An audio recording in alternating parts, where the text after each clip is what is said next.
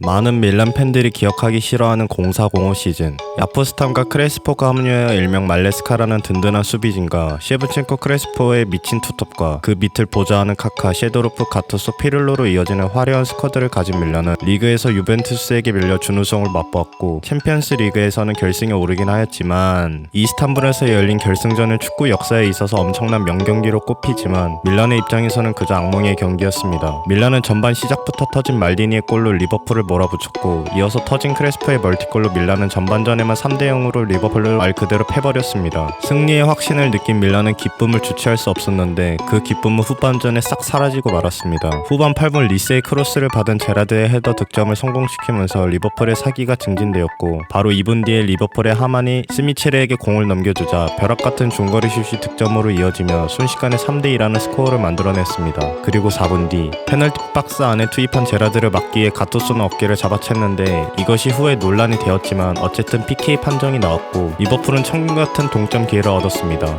마침내 사비 알론소가 킥을 준비하였고 알론소는 낮고 빠른 슛을 찼지만 이것이 디디아의 선방에 막혀 그대로 끝나는 줄 알았지만 알론소는 페널티 득점이 아닌 필드골로 넣고 싶었는지 바로 루즈볼을 처리해 3대3 동점을 만들어내었습니다. 이것이 고작 6분이라는 시간 동안 이루어진 경기였습니다. 결국 연장전으로 이어진 경기에서 리버풀의 굳건한 수비를 뚫지 못한 밀란은 승부차기까지 가고야 말았습니다. 그리고 밀란은 당시 화제였던 두 덱의 화려한 춤 사이에 홀려 리버풀에게 패배하고 말았습니다. 이렇게 허무하게 패배한 밀란은 다음 시즌에서 리그 준우승과 챔스에서 바르셀로나의 4강에서 패배한 후 06-07 시즌 다시 한번 맞붙게 된 리버풀과의 챔피언스 리그 결승전에서 악몽을 맛보게 해준 서력을 갚을 수 있었는데 인자기의 멀티골로 리버풀을 침몰시키면서 클럽의 7번째 비기어를 들 수 있었습니다.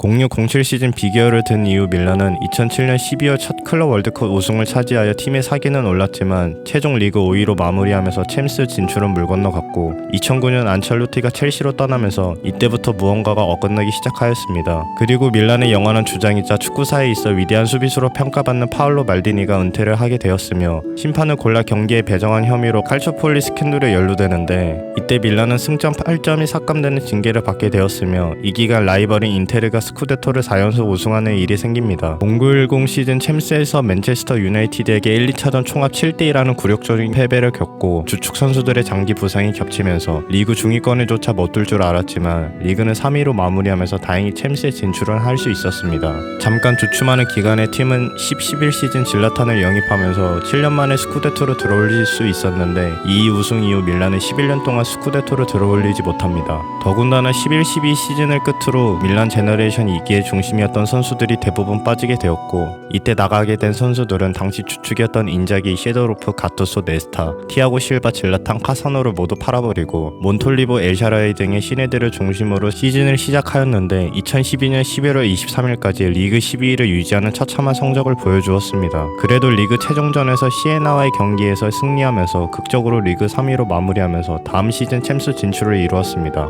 13-14 시즌이 시작하기 전 이렇다 할 전력 보강은 이루어지지 않았고 챔스 예선에서 박지성이 PSV를 상대로 완승을 거두며 조별 예선에 오르게 되었습니다. 그런데 갑자기 팀의 주포였던 케빈 프레스 보아탱이 샬케로 이적하면서 리그 개막전 베로나에게 패배를 하였고 당시 감독인 알레그리의 경질 이야기가 돌고 있었지만 구단은 알레그리를 신임하기로 하였습니다. 하지만 밀란은 리그 13라운드가 끝나고 14위라는 순위를 나타내었고 챔피언스 리그는 어찌저찌 16강 진출을 이뤄내었습니다. 리그 19라운드 이후 알레그리는 결국 경질되고 셰도로프가 감독으로 밀란에 돌아오게 되었습니다. 시데로프와 반등을 바랬지만 이 시즌 밀란은 무관으로 그쳤고 최종 리그 8위로 유로파 진출 또한 하지 못하였습니다. 이후 밀란은 시즌이 지나면 지날수록 나아지는 모습은 전혀 찾아볼 수 없었습니다. 14-15 시즌 리그 10위, 15-16 시즌 리그 7위, 16-17 시즌 리그 6위와 오랜만에 수페르코파 이탈리아나 우승을 차지하였지만 바로 다음 시즌 무관에 그쳤습니다.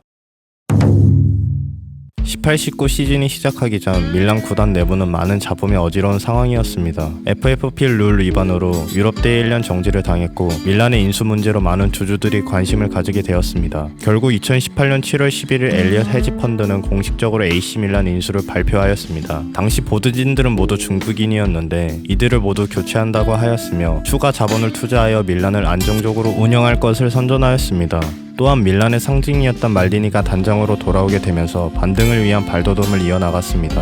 이 시즌 밀란은 리그 5위와 스페로코파 이탈리아나 준우승을 거뒀는데 이 다음 시즌부터 밀란은 프랑크 캐시에, 테오 에르난데스, 라데 크루니치, 하파엘 레앙, 이스마엘 벤나세르 등을 영입하였고 겨울에 젊은 선수들이 많아진 밀란의 정신적 지주가 되어줄 질라탄과 키에레를 영입하면서 신과 구의 조합을 이루어냈습니다. 하지만 좋아지지 않은 성적의 밀란은 마르코 지안파울로 감독을 경질하고 스테파노 피올리를 감독으로 데려오는데 초반 성적은 이전과 다를 것 없이 안 좋았습니다. 하지만 코로나로 인한 휴식기로 리그가 중단되었는데 이 휴식기가 끝나고 밀란은 180도 바뀐 팀이 되었습니다. 특히나 캐시에와 차라놀로 등 기존 선수들의 폼이 올랐고 8경기 동안 25골을 퍼부는 공격력을 보여주기도 하였고 결국 경질 이야기가 나왔던 피올리는 2년 재계약을 맺으면서 팀은 최종 리그 6위에 안착하면서 유로파 리그 진출을 얻어냈습니다. 20-21 시즌이 시작하고 밀란은 지난 시즌의 상승세를 그대로 이어나갔는데 리그 15라운드까지 무패를 기록하면서 전반기 리그 1위를 지키고 있었고 10년 만에 스쿠데토를 꿈꿀 수 있었습니다. 하지만 아쉽게도 주전 선수들의 코로나 확진과 부진 때문에 1위에서 최종 2위로 마무리하였습니다.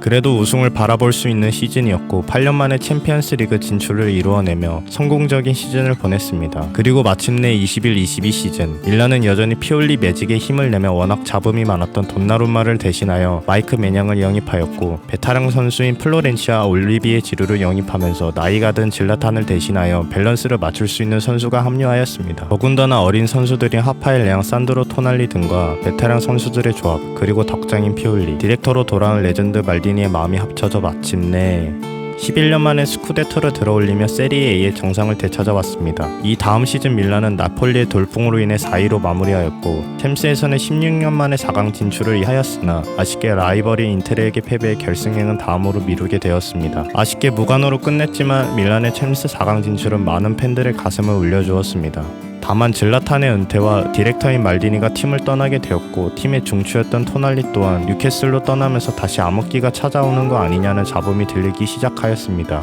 그리고 시작된 23-24 시즌 밀란은 토날리를 판 금액으로 이적 시장에서 활발한 움직임을 보여주었습니다. 루벤 로프터스치크, 크리스천 플리식, 티자니 라인더스, 사무엘 추쿠에지 등등 많은 선수들을 영입하였는데 팬들은 이들이 팀의 중추가 될 것이라고는 생각은 하지 않았습니다. 하지만 놀랍게도 폼이 떨어진 줄 알았던 첼시 형제들의 활약과 토날리의 빈자리를 어느 정도 메꿔준 라인더스 그리고 여전히 건재한 지류의 활약에 힘입어 밀란은 현재 리그 3위에 머물고 있습니다. 챔피언스 리그에서는 죽음의 F조에서 아쉽게 3위로 마무리하면서 유로파리그 16강 플레이오프에 진출해 있는 상황입니다. 현재 피올리의 중원 삭제 전술과 강팀을 만났을 때 힘없이 패배하는 모습에 이전에 피올리가 돌아왔다라는 평가가 들리면서 경질 이야기가 다시금 나왔는데 마땅한 대체자도 없는 터라 피올리를 믿고 나아가는 것 같습니다. 워낙 암흑기가 길었던 밀란 앞으로의 행보에 스텝업을 하냐 스텝다운을 하냐에 따라 밀란 제네레이션과 함께했던 과거의 명가를 다시 부활시킬 수 있을지 귀추가 주목될 것 같습니다. 잘 하자.